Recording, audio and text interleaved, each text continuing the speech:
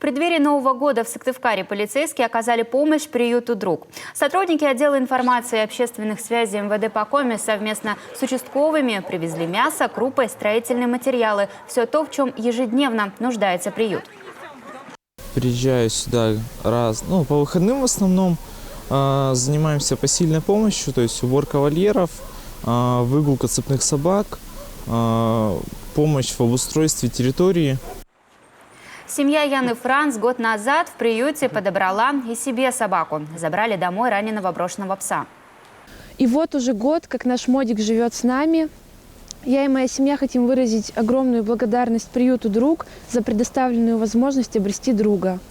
В канун Нового года хочется пожелать, чтобы все подопечные приюта «Друг» обрели заботливого хозяина и теплый дом. Полицейские приезжают к питомцам каждые выходные. Вместе с волонтерами, а их собирается по выходным человек 20, помогают работникам приюта. Работа эта будет продолжена и в наступающем году.